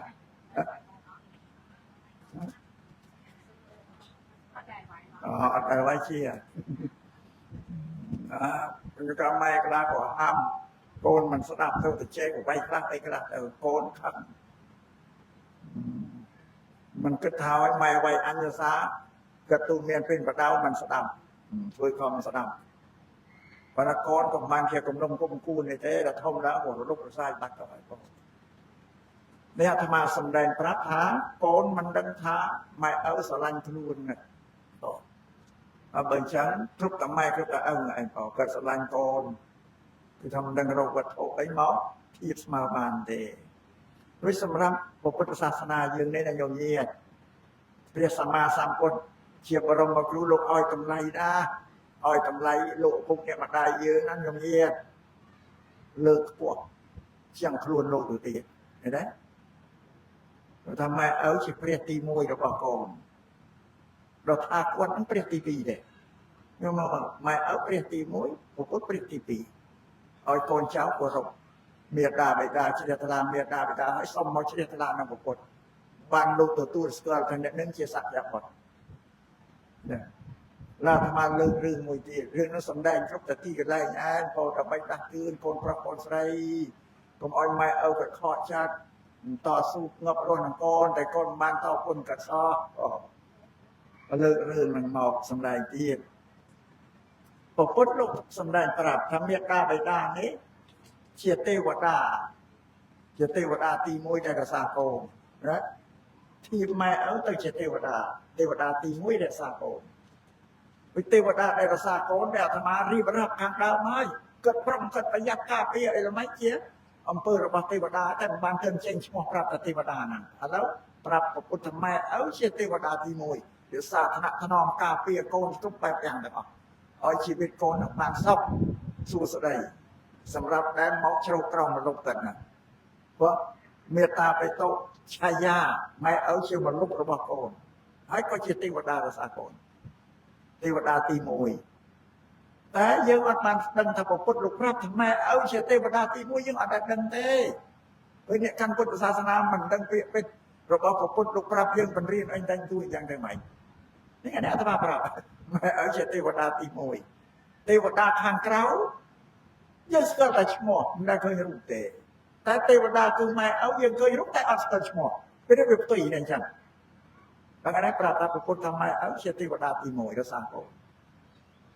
ពីម៉ែឪទី2ម៉ែឪជាគ្រូទី1របស់កូនគ្រូបង្រៀនទី1ហើយខ្ញុំមានការបាននឹកតែបានដឹងថាម៉ែឪជាគ្រូអញទេអត់ទេនេះណាតើប្រាប់ដែរគឺពុទ្ធិការបស់ពុទ្ធខ្ញុំពាក្យពុទ្ធមកប្រាប់ម៉ែឪជាគ្រូទី1បង្រៀនកូនបង្រៀនអីខ្លះយើងគិតថាកាលដែលយើងកើតមកពីមួយថ្ងៃយើងអត់មានចេះអីទេអត់មានចេះអីទេមានតែចេះតែយំយើងឃ្លានបៅទឹកដោះក៏យំកើតជំងឺអីតិចក៏យំអត់ចេះលេអីទេសំខាន់បំផុតគឺពេលយើងឃ្លានបៅទឹកដោះដែរគឺយំមិនចេះនិយាយម៉ែកូនឃ្លានបៅសុំដោះបែបៅអត់ចេះនិយាយទេខ្ញុំក៏គាត់អាងតែយំនោះឯងហើយបុរាណលោកថាមនុស្ស4នាក់មានសំអាងរៀងខ្លួនលោកថាបណ្ឌិតអាងច្បាប់បណ្ឌិតអ្នកប្រាជ្ញកាលណាយើងធ្វើអីក៏ទៅប្រាប់តាណានាងច្បាប់នេះគេថាធ្វើចេះគេបញ្ជាក់យើងបណ្ឌិតលោកអាងច្បាប់ ទីពីរពេលអាងកាប់ពួកពេលតែខិនយើងលីកពាក្យលីបថាអញកាប់ពេញផ្សារអីយ៉ាងអាងកាប់ចឹងសំអាងចាស់អាងស្លាប់ក្មេងអាងយំហើយចាស់អាងស្លាប់ដូចម៉ែឪនិយាយអីនឹងកូនកូនគេមិនស្ដាប់និយាយទៅគេដើរទៅដឹងកាត់មុខទៅចឹងគាត់ខឹងតូចចាស់ធ្វើម៉េចគេក៏វាមិនកើតដល់គេដើរផឹកកាត់ពោលដល់អើយមិនស្ដាប់អញក៏ហើយចឹងគាត់ពោលតែអស់សង្ឃឹមដល់អញចាស់ហើយមិននៅប្រមាណតែក៏ស្ដាប់ហើយតែចាស់អាងស្ដាប់និយាយគេមិនស្ដាប់អាងស្ដាប់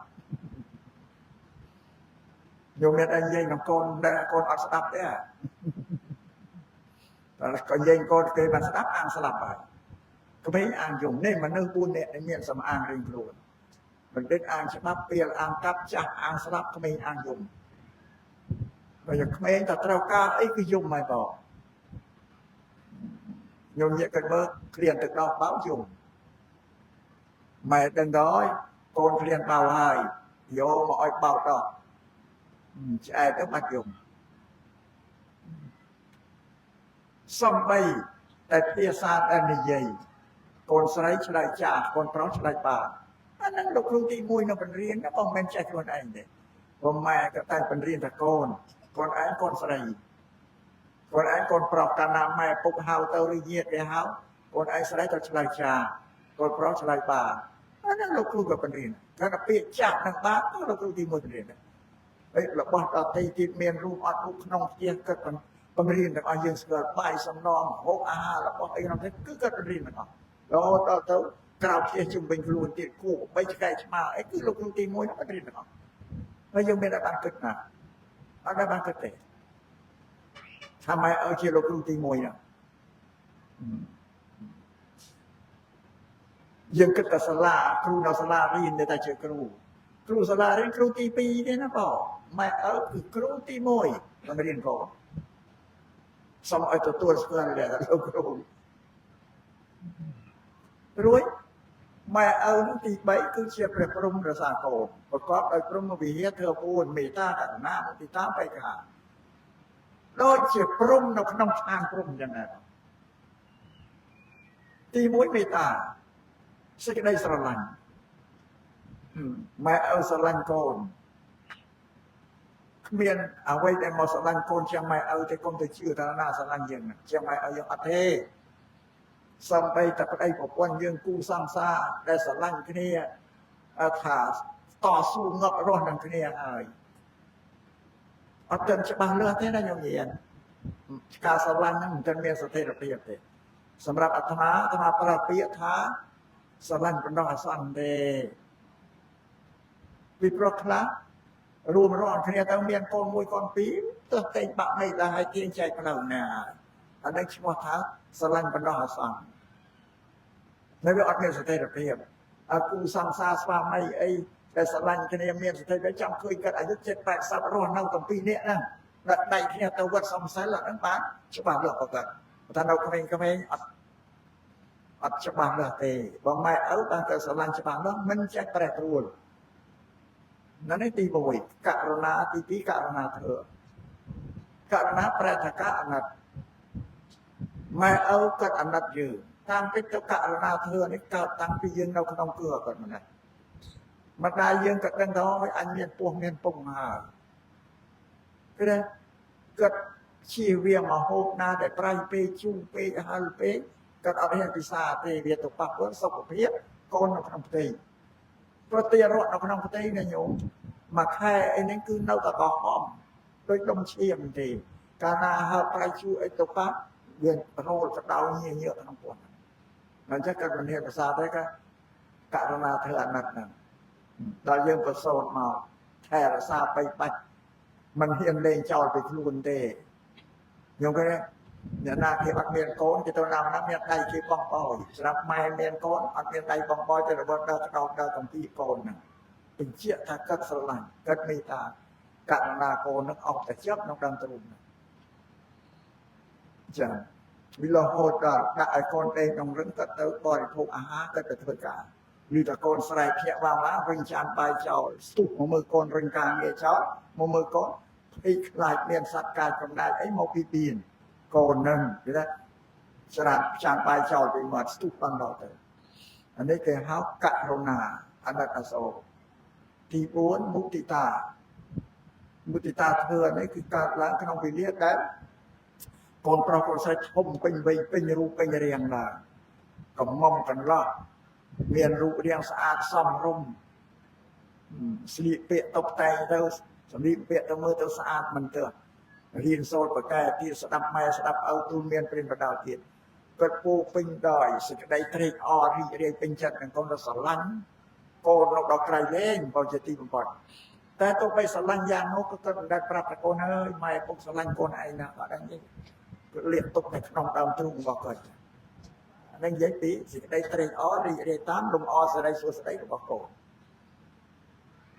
មានឱកាសខ្លះគាត់ទំនេរបានធ្វើការអីគាត់អង្គុយអែបប្តីប្រពន្ធគាត់ពីរនាក់គាត់ជួនកូនរៀបចំតុបតែងខ្លួនទៅចូលរួមពិធីណាគេគាត់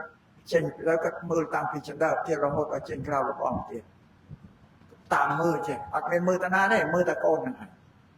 ដោយសារវាលំអសេរីសួស្តីរបស់កូននឹងពេញចិត្តជាងការគាត់ក៏ពឹសមិននិយាយគ្នាគាត់ថាម៉ែពុកអូយមើលកូនប្រុសស្រីយ៉ាងស្អាតសមរម្យគួរឲ្យស្រឡាញ់ពេញចិត្តពេញត្រឡានេះខ្សឹបគ្នាគាត់លួចស្រឡាញ់លួចត្រេកអរតែក៏មិនដែលប្រាប់កូនថាម៉ែឲ្យស្រឡាញ់កូនឯងអត់តែជាសេចក្តីពិតកាមុទិតាធ្វើគឺត្រេកអររីករាយតាមសេរីសួស្តីលំអរបស់កូនទី4គេហៅឧបេក្ខាធ្វើគឺតាំងចិត្តស្មើជាកណ្ដាលក្នុងវិលាដែលរៀបចំឲ្យកូនមានគូសកលរីហើយគិតទុកចិត្តតែកូនអញគេឈឺឆ្លាតយ៉ាងបីហើយមានចំណេះចេះទៅគេអាចរក្សាប្តីប្រពន្ធគេបានហើយគេមានកូនចៅក៏ថែរក្សាកូនគេបានគេរកទ្រព្យសម្បត្តិបានគឺចិត្តគាត់ដល់ស្មើហើយឈប់ខ្វល់ខ្វាយដូចពីមុនពេកដែរប៉ុន្តែនៅស្មើទេเราតែឲ្យមើលយ៉ាងទៅមានកិច្ចការឲ្យលំបាកគាត់ទៅជួយតែគឺបើធូរស្រាលជាងពីមុននេះគេហៅថាព្រមវិហារធ្វើ4មេត្តាករុណាមុទិតាបេក្ខាធ្វើ4យ៉ាងដូចស្មើនឹងព្រមឈ្មោះទី5ឈ្មោះអាហុណយោគឺជាព្រះអរហន្តរបស់កូនអាហុណយោនៅក្នុងសុបតិតណោមើលទៅអាហុណយោបាណយោឈ្មោះអាហុណយោជាព្រះរបស់កូនទី5គឺខ្ពស់បំផុតបងដូចតោក្នុងពុទ្ធសាសនាដែលធ្ងន់ធ្ងរជាងគេជនដែលប្រព្រឹត្តអំពើបាបដែលធ្ងន់ជាងគេទៅប៉ះពាល់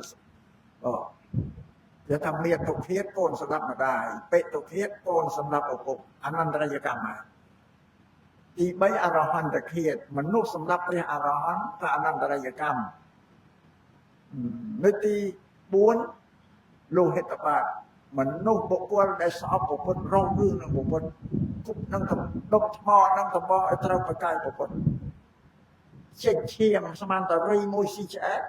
បុគ្គលនោះត្រូវអនន្តរយកម្មគេមានមើលទេវទត្តដែលប្រមៀលដុំថ្មពីលើភ្នំកំពូលភ្នំពេជ្រកោលមកត្រូវជើងពុទ្ធចេញឈាមរីមួយស៊ីឆ្អែតទេវទត្តត្រូវទោសអនន្តរយកម្មនឹងបន្ទុសារាយនឹងពុទ្ធហើយនឹងបំបែកបំបាក់សងឲ្យបែកបាក់ឆ្លោះប្រកែកគ្នាទោសធម្មតាអាត្មាលើកមកសំដែងនេះចង់ប្រាប់ញោមថាម៉ែឪប៉ះពាល់អត់បានទេណាកូនប៉ះពាល់បានតែប៉ះគឺត្រូវអនន្តរយកម្មបើទុកជាមិនសម្រាប់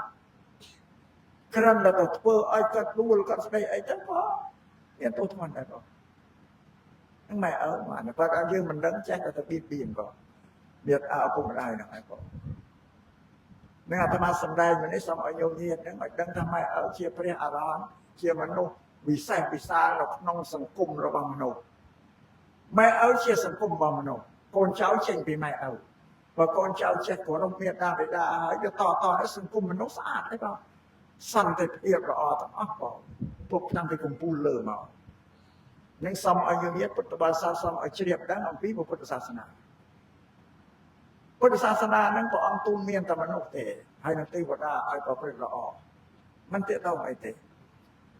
ដែលឈ្មោះថាពុទ្ធគឺលោកអ្នកទូលមានព្រានប្រដៅមនុស្សទាំងឡាយហ្នឹងឲ្យប្រព្រឹត្តល្អដោយកាយដោយវាចាចិត្តនេះឈ្មោះថាពុទ្ធគឺលោកអ្នកទូលមានមនុស្សទាំងអស់ឲ្យប្រព្រឹត្តល្អដោយកាយដោយវាចាចិត្តនឹងសូមឲ្យញោមញាតិទាំងអស់គ្នានឹងជ្រាបយល់អំពីពុទ្ធសាសនាហ្នឹងហើយពុទ្ធសាសនាព្រះសម្មាសម្ពុទ្ធលោកឲ្យតម្លៃមនុស្ស nhưng nếu miệt đà để đã lỗi tầm này chỉ phải làm tôi sầm đen tha ơi đâu lơ hẹn tay cao mây cái miền nào phải cây chém nó thì nó còn để cá nó bạc thànhเพราะโยมเนี่ยก็เชื่อถ้าเทวดาประกายเชียงมันก็ตุยนะบุคคลเพราะเราทำมันนอกประกายเชียงเทวดาพระโยมเชื่อถ้าเทวดาประกายเชียงมันนอกโยมบอกตุยแต่เราสำได้เรื่องน้อยโยมสนับได้จุดที่เราไม่เอาบอกสังสารเพราะนั้นบางโยมสนับย้อนทางนั้นเตรียมตระบัสนับมันย้อนได้ขนาดธรรมมันตั้งใจไม่จำเนื้อถ้าเทวดาประกายดาธรรมะสำได้แต่เทวประกายมันลอยจำได้มันนอกอันนั้นยังไปให้พ่อนะโยมพุทธศาสนาเราสำได้จะไปให้พ่อเดี๋ยวมาสำได้มันโกนเชี่ยพ่อไม่เอาเชี่ยให้ก็พุทธิการหรอกอะไรยังไปให้พ่อระบบเทวดาที่เพราะเราถ้าเทวดาเชี่ยพ่อมันโน้เชี่ยให้โยมบางมันเมียนมันโน้เพื่อละอ้อเพื่อเตียนเพื่อเซลเพียวเนี่ยเทวดาก็เมียนได้นี่เราปรับจัดมันก็ช่วยละอ้อชีวิตกับเทวดาไปสบายกว่า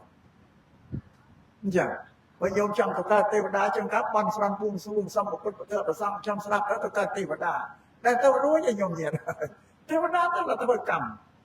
เพิ่มเพื่อละอ้อเชื่อภาษาการตะการมาแล้วยังจะนั่งติดมองประมาณไหนมองปูนนะยังได้เป็นชอบบอกเดี๋ยวออกมันปะมอที่สระนี้แต่ยอดอะไรปะมาเทวดาที่ทำมนุษย์เมียนจัดเชี่ยกรรมมาไปจอก็สอนจัดกรรมมาไปจอก็สอนจัดคือจัดมาโยมเมียนยังไงเนี่ยจัดประกอบด้วยก็สอนชื่อปนชื่อบ้าก็เป็นชีวิตระบาดมนุษย์ไปเตะต้อนำกรรมมาคนพร่ำรู้สำเร็จตั้งรอดกันออกเป็นโยมเมียนคนเมียนโก้เมียนเทพเมียนสบายเขากรรมมาคนพร่ำไปเชื่อสำเร็จนั้นปูนั่งดอนออกชีวิตแต่ตะการเจตเทวดาที่น้องทานสู้กับมวยเชิญเรากรรมมาไปจอก็สู้กรรมมาไปจอก็สอนแล้วตะการเทวดาเทวดาเมียนพวกวันเมียนโกนใส่พรองโดยแต่มนุษย์จึงได้พ่อพูดมาว่ามนุษย์ปราไอเทวดาปราไอ้เนี่ยวันเดลบอเทวดาไปเฉียดเติมเมียนเบอร์เมียนพลัดไอ้ใจกระนั้นนึกจังบานบอกไอ้ดอกบอลนั้นจะสำเร็จประโยชน์อ่อยมาจังมาโฮกไอ้ดันนึกต้องการมาโฮกนั่นบอกที่ถ้าเราบอกเฉียดเติมไปสับวันในบ้านบอกเปรตปีมโนถ้ากรรมมาไปจอกระสอนสู้นั่นก็เทวดาเนี่ยเปียกรรมมาโดยทีนี้พระมนุษย์ตะการต้องเชื่อกรรมมาไปจอกระสอนตะการก็น้องกรรมมาไปจอกพระรามเทวดาเมียนใส่เมียนเปล่าเมียนพวกวันเมียนโกนบอลพวกมาอาหารไปสำรอดได้แต่โยมอย่างใดปั้นแต่มันบอกว่าสลอดดำก็เมียนชิงกรานเมียนช่างไม่เท่ก็นักว่าตาตึกละไปโกนได้เท่าตะการลองทานสู้เชื่อโกนระบาดเทวดาอันเมียนเราก็น้องปวดเตะนี่ก็น้องกัมปีเราสำได้จังถ้าสัตว์ได้สลับไอ้เราตะการสกเตะเราจะลื่นอะไรกับจับได้ได้ตัดจอแล้วมันเนี่ยจะตุกเล็กได้เลยนะตะการเราเลือกเลือกเทวดาตะการที่ตำแหน่งเทวดาหรือตะการเราเชียร์ต่อซาดไม่ใช่ท่าเชียร์บริวารเต้บางการเราตำแหน่งเลือกเลือกตัวสกัดถากรอมยานามอในโลกสำได้ดีประจักษ์อันนี้จัดตีมวยกันยาวเยียดแต่จัดหนักตีปีคือกรรมรูปปลาไปจ่อกับสอนจัดรูปปลาไปจ่อกับสอนจัดคือจัดลูกเนี่ยจำรันสมาธิกรรมฐานนั่นจำรันสมาธิเพียงวันนี้นั่นเกี่ยยังจัดเกี่ยไอ้ปกเปรตไอ้รู้เจนจ่าปีเกี่ยแรกเจนกระดาษจัดปอดิสอนจัดยังเชียนไอ้สำได้กับอัปปนาสมาธิบานสำได้เชียนจัดรู้จ่าอัมพีการทุกกรงระวังไปเลยที่ท้าปฐมเชียนอัปปนาสมาธิปฐมเชียนนักเรียนปรำเชียนตีมวยตีปีตีใบตีพูดตีปรำปัวนั่งเราอาชีวิตต่อการขนมทานปรุงเมียนรู้ดอกมวยเชียนจัดหนักตีใบเขาอารุณปาไปจ่อกสอนจัดหรืออารุณปาไปจ่อกสอนพุ่งกับบานอันนั้นจำรันสมาธิที่ออกรมจัดที่ขนมเชียนน้องสมาบัตินะกิจจำรันกิมันโยกวัตถุเมียนรูปมอจิติตังแต่กิจจำรันอากาศล้อแล้วแต่เต้อากาศซ้อนนั่นตัวอากาศซ้อนนั่นตัวตีล้อแล้วเราตีบอลเมียนเราเรียกสมรรถกับอารูปเชียนเราเอาชีวิตต่อการขนมทานปรุงอัดรูปบุญเชียนปรุงเมียนรูปดับประมุยเชียนอัดรูปบุญเชียนโบกตั้งมาเพยเชียนปรุงอัดเมียนเพยใส่เมียนเปล่าไว้เต้อัดเมียนเต้ไปปรุงอันเมียนบริโภคมาห้องอาหารโดยเทวดาเตะชีวิตบอกปรุงรอนออกบ้านปรุงอำนาจไปเตะน่ะไปเตะตรงชีวิต ព្រមឲ្យរស់នៅបានបៃតេគឺសេចក្តីឆ្អែតកាយឆ្អែតចិត្តដែលកើតពីកម្លាំងចម្រើនជាព្រមអត់មានស្រីប្រុសទេព្រមអត់បរិភោគម្ហូបអាហារអីទេនិយាយពីព្រមយ៉ាងអញ្ញញាតមួយព្រមក្នុងពុទ្ធសាសនាអត់មានភេទស្រីប្រុសអត់បរិភោគម្ហូបអាហារព្រមក្នុងសាសនាព្រាហ្មណ៍ផ្សេងតែច្រឡំនេះទៀតព្រមក្នុងសាសនាព្រាហ្មណ៍ភេទជាប្រុសមានប្រពន្ធមានកូននឹងរឿងក្នុងសាសនាព្រាហ្មណ៍ហ្នឹងតែចឹងមានប្រពន្ធឈ្មោះនាងសរស្វតីមានកូន3ស្រី1ប្រុស2កូនប្រុសឈ្មោះទាក្សៈ1ភាគរគូ1ស្រីឈ្មោះនាងសន្តាយានេះមានប្រពន្ធកូនដូចតែមនុស្សចឹងដែរតែព្រមក្នុងពុទ្ធសាសនាมันមានទេភេទក៏មានអីក៏មានបើវាខុសគ្នាចឹងដូចព្រមពុទ្ធសាសនាកើតពីការចម្រើនឈានសម្រាប់បានទៅកើតហ្នឹងបើអាយុវែងណាព្រមនោះរាប់កោតរាប់ប៉ុណ្ណាវែងណាបើព្រមអត់រូបទៅលើបងអត់ឲ្យកាន់តែវែងឡើងលេខស្គាល់ងប់យូរពេកអត់ស្គាល់ងប់បានជាពួកព្រមនោះកើតមិនឆាតិធិហើយបើគ្មាននិព្វានឯណាទៀតទេក៏អស់ត្រឹមឋានព្រមនឹងឯងមកវាអាយុវែងមកក្រស្លាប់ហ្នឹងក៏កើតមិនឆាតិធិដែរតែដល់ព្រះសម្មាសម្ពុទ្ធលោករកឃើញព្រះនិព្វានទៅលុះឲ្យអូនទៅទៀតហើយបានសម្រេចនេះលោក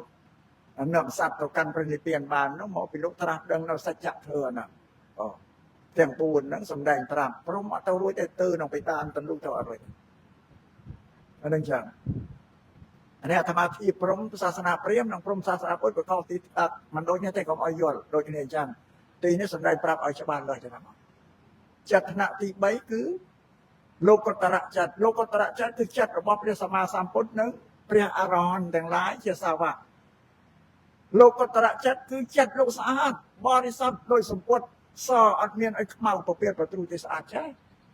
ព្រោះលោកកំចាត់កិលេសអស់ហើយដល់តែកិលេសនៅវាពពាតវាពព្រុះវាខ្មៅពេញហ្នឹងដល់លោកកំចាត់កិលេសទៅចិត្តរបស់លោកសស្អាតចឹងកិលេសគ្រោតគ្រានលោកកំចាត់ដោយសិលកិលេសជាកណ្ដាលកំចាត់ដោយសមាធិកិលេសជាល្អិតលោកកំចាត់ដោយបញ្ញាឃើញទេជំរះកិលេសអស់3ក្នុងស្អាតបរិសុទ្ធ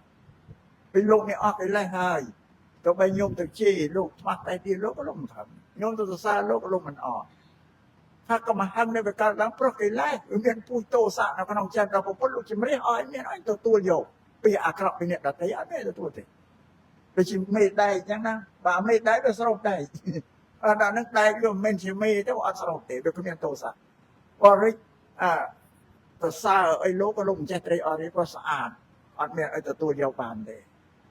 នេះគេហៅលោកតរចិត្តលោកតរចិត្តនេះ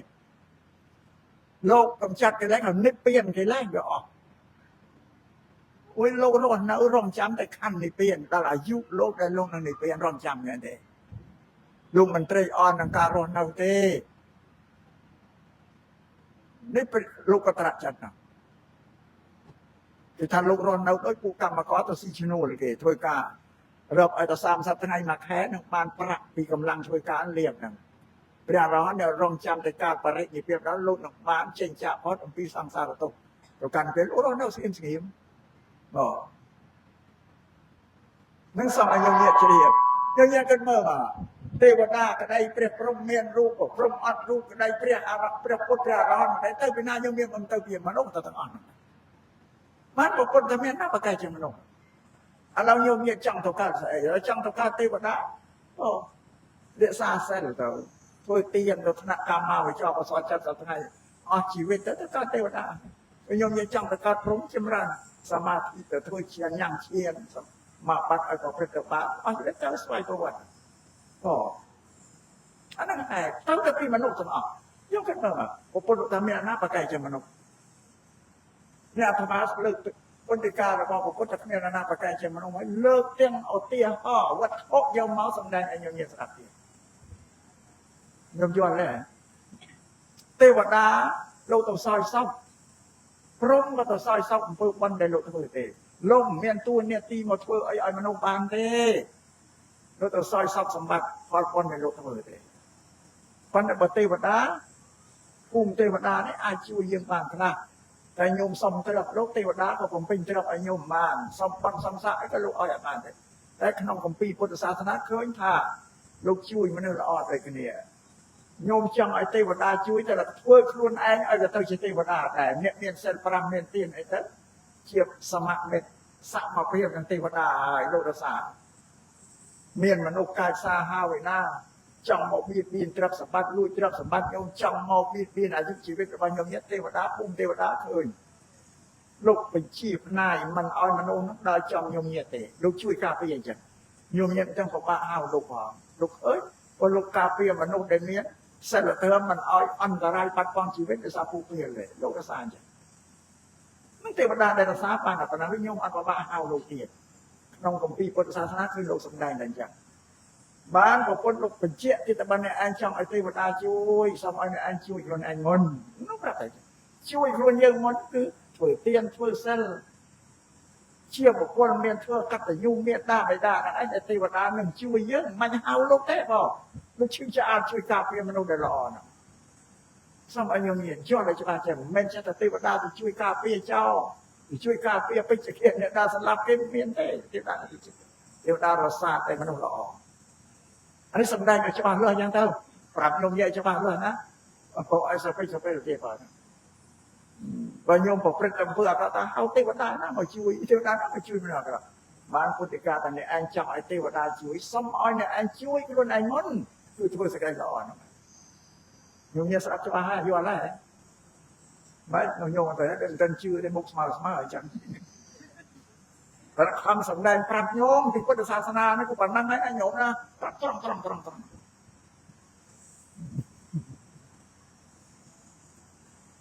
លើមិនទៅពួកអាចារ្យតែមើលមុខញោមញ៉ាំក៏ស្អាតដែរខំអស់ប៉ុណ្ណឹងហើយញោមបញ្យល់ញោមនោះឲ្យយល់គ្រប់ហ៎វាសំខាន់បំផុតគឺដឹងគុណមេត្តាបិតានឹងឯងបានទេញោម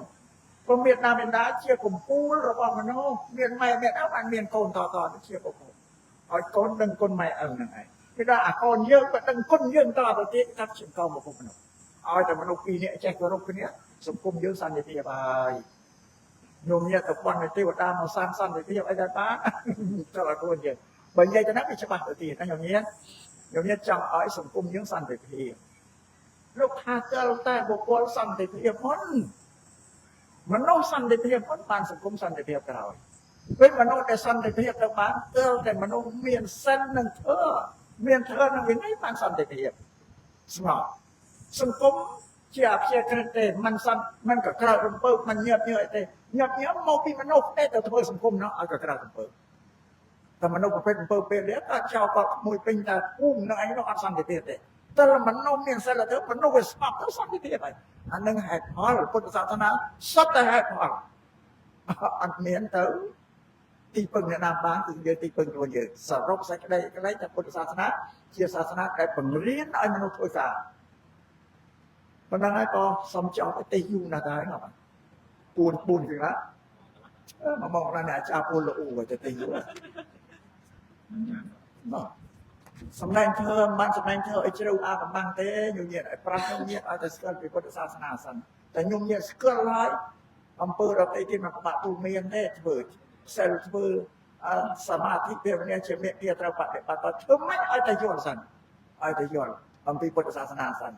អ្នកអាត្មាទេសនាឲ្យតបញ្យល់ប៉ុណ្ណឹងហើយតែកាលណាញោមញាតជឿពុទ្ធសាសនាច្រើនលើកគឺអត់មានទីពឹងណាខំធ្វើដោយកាយដោយវិជ្ជាចិត្តខ្លួនឯងជាគ្រឿងទីពឹងរបស់ខ្លួនចង់ធ្វើទេសនាក្នុងកម្មវិធីបុណ្យទេនានុទានហើយនឹងបុណ្យកតញ្ញូពីបុណ្យនេះក៏ទេនានុទានគឺទឹកជួនចំពោះបាសកលំអោអិនដបញ្ញោវាឆ្លបួយបានមែនរកបួនេះជាបញ្ញាចាបល័យគម្រប់ភូមិ47ឆ្នាំហើយតែបាត់បង់ជីវិតហើយប៉ុន្តែវាអត់រលត់ទេអំពើល្អណាស់តែនឹកឃើញចឹងហើយបងកូនចៅនឹកឃើញហើយនឹងជួនចំពោះបាសិកាព្រំរីនេះអាយុអស់6ឈានចូល67ឆ្នាំហើយបងអសពូនចៅទាំងអស់បានធ្វើបុណ្យកតញ្ញូរំលឹកគុណញោមចង់ឲ្យញោមញាតិមានអាយុវែងទៀតតែចង់ឲ្យទៅណាទេសាបានហើយកិនជាទីគោរពបូជាដល់កូនប្រុសកូនស្រីធ្វើឲ្យមិនថាឲ្យតែឃើញម៉ែនៅក៏មកក៏ធ្ងន់ចិត្តដែរធ្ងន់ចិត្តដែរគឺតែខ្មែរយើងតែកក់ទុកអីកន្លងស្រែកអូយម៉ែឲ្យជួយកូនមកតែប៉ុណ្ណឹងក៏ធូរចិត្តរកូនម៉ែនឹកឈ្មោះម៉ែធូរចិត្តមានទុកអីក៏ធូរមករយៈដែរអាហ្នឹងម៉ែហ្នឹងបងអញ្ចឹងកុំទៅណាណាញោមណា សម័យអនុមោទនាត្រេកអរនៅប៉ុនធ្វើកតញ្ញូដែលកូនធ្វើជូននឹងបើកូនមិនដឹងគុណមិនដឹងការងារល្អរបស់អ្នកម្ដាយកូនអត់មានធ្វើតែគេដឹងហើយគេទទួលស្គាល់ថាខ្ញុំមានគុណលើគេក្រៃលែងបានគេធ្វើប៉ុននេះសមឲ្យត្រេកអររីករាយអនុមោទនាទទួលកុសលផលបុណ្យដែលកូនចៅបានប្រឡងឡើងដើម្បីជូនអ្នកម្ដាយសមឲ្យមានសុខភាពល្អអាយុវែងយូរដល់បានខ្ញុំញាតណាក៏ជាមរមរបស់កូនប្រុសស្រីនឹងបងហើយនៅសមឲ្យកុសលជូនដល់ពុព្វការីជនដែលលះលោកទៅហើយមានឧបាសកឡុងអោអិនដបញ្ញោជាដើមនេះព្រមទាំងញាតិការសពគ្រប់សន្តានទាំងអស់ជាសាច់ញាតិនោះព្រះការឧទ្ទិសជូននេះមិនមែនតែក្រុមគ្រួសារអ្នកប៉ុនទេសំបីញាតិញោមញាតិអត់ប្រសពតែមានពូជពងដូចគ្នាដែលលះលោកឲ្យសំឧទ្ទិសក៏គ្រប់ផ្សាយឲ្យបានគ្រប់សន្តានទាំងអស់អ្នកដែលមកប៉ុនហ្នឹងប៉ុនហ្នឹងជាធ្វើអត់តែញោមញាតិប្រព្រឹត្តទៅតាមពុទ្ធិការបស់ព្រះពុទ្ធនឹងព្រមហើយក៏ដឹងគុណអ្នករស់ហ្នឹងក៏ព្រះពុទ្ធលោកបង្រៀនឲ្យធ្វើដឹងគុណអ្នកស្លាប់ហ្នឹងក៏ព្រះពុទ្ធបង្រៀនឲ្យធ្វើទាំងអស់នេះជាពុទ្ធសាសនា